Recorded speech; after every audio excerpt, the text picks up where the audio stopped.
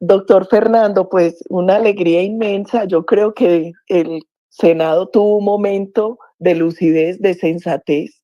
Creo que escuchó a las familias colombianas, a las mamás.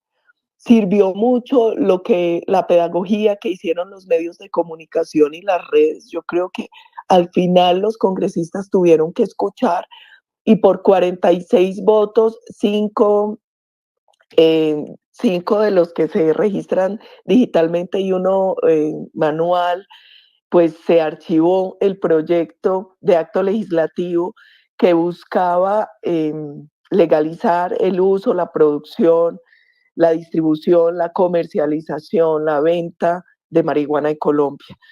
Nos alegra porque Colombia ha tenido una política sensata y el consumo es un problema de salud pública, el consumidor no es un delincuente, es una persona enferma, pero al jíbaro, al narcotraficante, a quienes envenenan a los niños, a los jóvenes, pues hay que darles un castigo.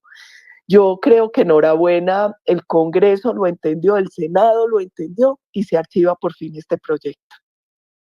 Bueno, una gran noticia porque íbamos a pasar una enorme vergüenza.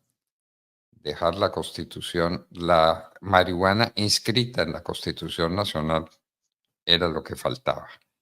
Senadora, perdóneme, no estaba previsto que se lo preguntara, pero ¿qué hay del metro de Medellín? ¿Será que el alcalde saliente, Pinturita, se va a quedar con el metro de Medellín, destituyendo a su actual gerente y nombrando un amigo suyo? Nosotros tenemos una enorme preocupación con ese tema, doctor Fernando. Ellos incluso iban a citar a una sesión extraordinaria, al parecer con el fin de modificar los requisitos para la gerencia del metro para poder dejar un gerente de bolsillo.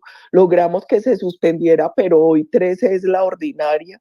Nosotros denunciamos ante la Procuraduría un posible conflicto de intereses de algunas personas que están nombradas en la Junta. Nosotros esperamos que hoy no se tome esa decisión, que no se vayan a tomar el metro de Medellín. Mal sería un trago amargo que hasta el último día trataran de acabar con lo que nosotros hemos construido por tantos años en la ciudad. Ya se robaron a Medellín. Lo dijo el alcalde entrante Federico Gutiérrez. Rasparon la olla y se la llevaron. Ahora que se traten de tomar la última empresa que quedaba independiente, que es la empresa Metro, pues sería muy grave para los antioqueños. Yo espero que eso no suceda y bueno, nosotros estamos atentos a ver qué medidas nos da la Constitución y la ley sobre ese tema si llegara, Dios no lo permita, suceder. A propósito del alcalde Federico Gutiérrez, vimos una noticia que nadie ha controvertido y es que él denunció que había encontrado un déficit algo así como de 2.8 billones de pesos. Nadie reaccionó, a nadie le importó, esa noticia pasó desapercibida, senadora.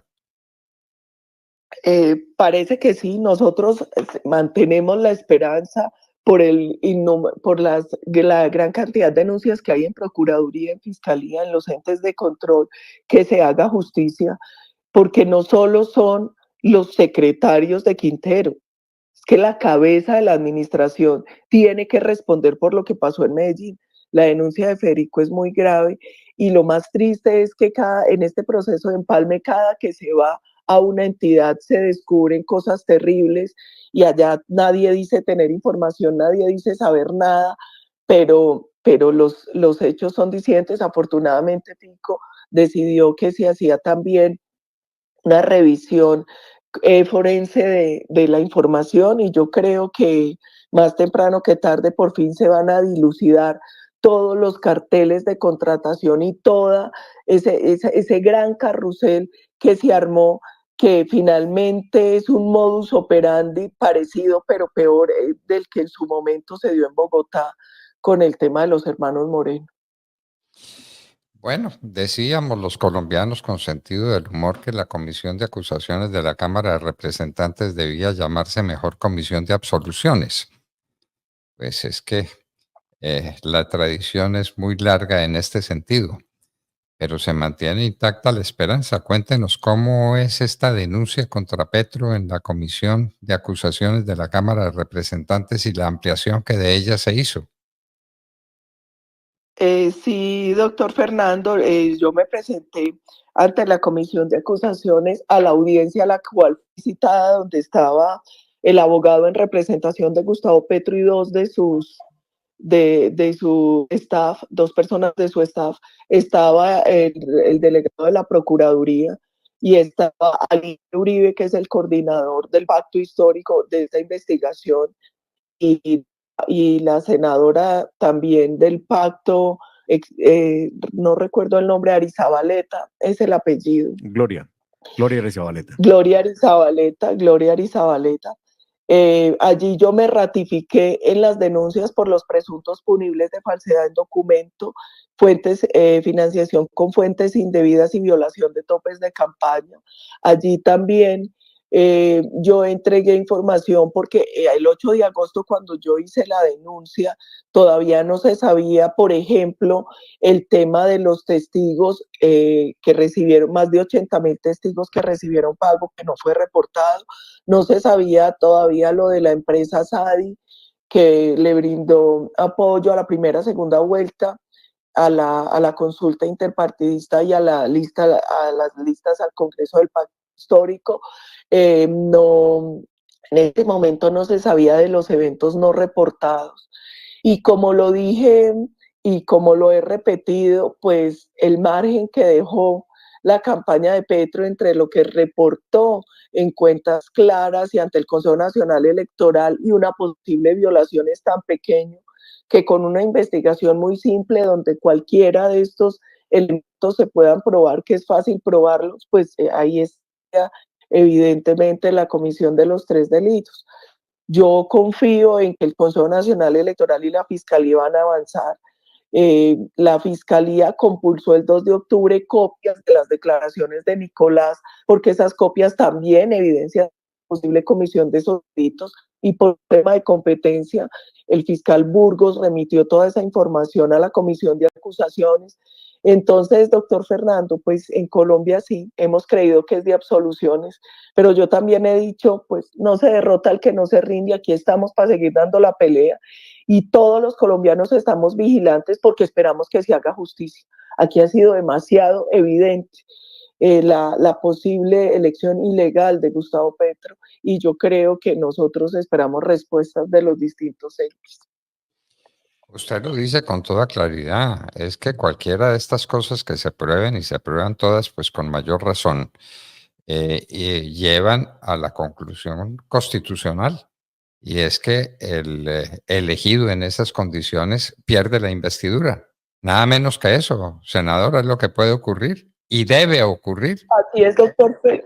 Así es, doctor Fernando, y es muy importante que usted haga esta aclaración porque estamos enfrentando un nuevo 8.000 mucho más grave, pero además, en el momento del proceso 8.000, la Constitución no contemplaba la pérdida del cargo y pérdida de investidura por violación de topes de campaña, pero a raíz de una modificación legal que se votó en el Congreso, que pasó todos los controles, pues hoy sí existe dentro de la Constitución que la violación de topes de campaña da pérdida del cargo y pérdida de investidura. Nada menos que eso, nada menos que eso, y solamente con las declaraciones del hijo de Gustavo Petro bastaría, ¿no? Bastaría, y con las declaraciones de Armando Benedetti. Y es que son Así es. que salen de la entraña del petrismo, salen estas declaraciones. Es que no son los opositores, fueron el hijo, la excuñada, el hermano, ellos son los que han declarado frente al tema de Gustavo Petro, pero usted me hace recordar algo y es que en esa misma audiencia, y yo quiero que todo Colombia sepa que lo solicité porque varios lo solicitamos en la audiencia, solicité que sea llamado a declarar Armando Benedetti, Laura Sarabia, Day Vázquez, que sean llamados también a declarar el gerente de la empresa Sadi, que se ha llamado a declarar Santa López Sierra, Euclides Torres, el profesor Uzcategui, que fue testigo electoral y declaró que a ellos les pagaron, y en el registro de testigos, porque eso hay que pasarlo a la registraduría. Fueron más de 80.000 testigos que se registraron, el número más alto que se haya presentado por parte de cualquier partido candidato en una elección. Entonces, yo creo que es muy importante que todo eso se sepa, que escuche, porque son pruebas que legítimamente exigimos para poder corroborar o no si se dio la comisión de esos delitos. Ahora, no nos alienta mucho el saber que petristas consumados serán los instructores de la investigación contra Petro. Ahí no hay un conflicto de intereses elemental, obvio. El problema, doctor Fernando, es que nosotros recusamos a los miembros de la comisión de acusaciones. Yo personalmente lo hice, que tenían vínculos con el gobierno porque eran parte de su partido, de su bancada de gobierno. Sin embargo, negaron la recusación a pesar del evidente conflicto de intereses. Además, porque si, por ejemplo, la empresa Sadi, en un derecho de petición que me respondió a mí, que yo anexé como prueba en la audiencia, dice que ellos fueron contratados para primera, segunda vuelta, para elección al Congreso interpartidista, pues ahí hay un conflicto evidente.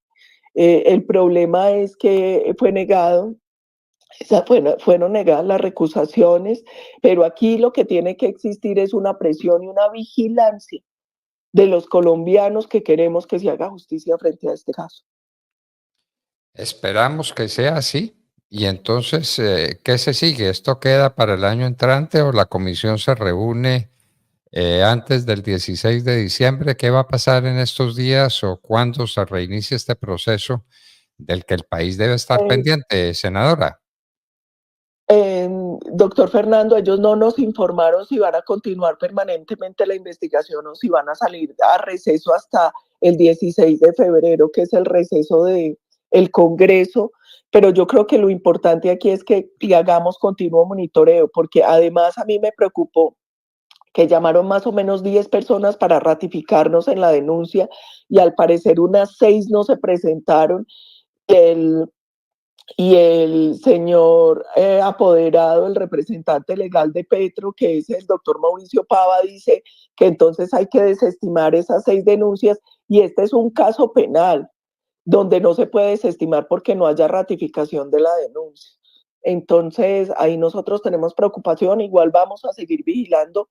Y yo le quería agregar algo que olvidé ahora que me parece muy grave cuando hablamos de lo de la legalización, del intento de legalización de la marihuana, de todo el proceso de la marihuana.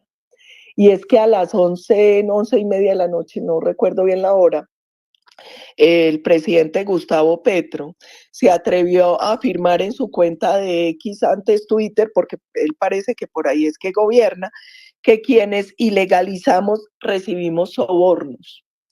Frente a eso, hay varias cosas. La primera es, llama la atención que lo diga alguien que según su hermano para ganarse hizo pactos con narcos, que según su hijo para ganar recibió plata de narcos y según Sadi pues usó la narcoavioneta, las avionetas del narcopiloto que se entregó en Estados Unidos. Esa afirmación de Petro es una calumnia, yo lo voy a denunciar por calumnia. Eso es un delito. Si él tiene alguna prueba de que recibimos sobornos los 46 senadores que votamos contra la legalización, pues que nos denuncie. Y a uno lo que le da tristeza es que a él le cuesta estar a la altura de la dignidad que representa. Él es el presidente de Colombia y la calumnia no puede ser el nivel del debate. Senadora, ¿y soborno de quién? ¿Quién les puede pagar a ustedes por hacer una denuncia en contra de un hecho semejante? ¿Soborno de quién? Es muy particular que él hable de soborno porque ayer en plenaria pueden revisar los videos. Algunos senadores sí denunciaron que habían empresarios en el salón de apoyo presionando que se aprobara ese acto legislativo. Por el contrario, de acuerdo a las expresiones de varios senadores ayer, ellos son los que deberían explicar qué hacían los empresarios allí y para qué y por qué estaban tan pendientes de un acto legislativo que buscaba legalizar la producción, el consumo, la comercialización y la distribución de la marihuana en Colombia. Si el gobierno y los petristas esperan que nosotros normalicemos el consumo de drogas en Colombia, no lo vamos a hacer. Si esperan que nosotros dejemos desprotegidos a los niños y jóvenes y las familias, pues no lo vamos a hacer. Si espera que nosotros busquemos congraciarnos con jíbaros y narcotraficantes, legalizándolos el negocio, no lo vamos a hacer, doctor Fernando, porque existen múltiples estudios, entre ellos de Naciones Unidas, de la Oficina contra las Drogas y el Delito, que prueban que la legalización ha incrementado el consumo en los países y no ha servido para nada en el desmantelamiento del comercio ilegal y de las mafias.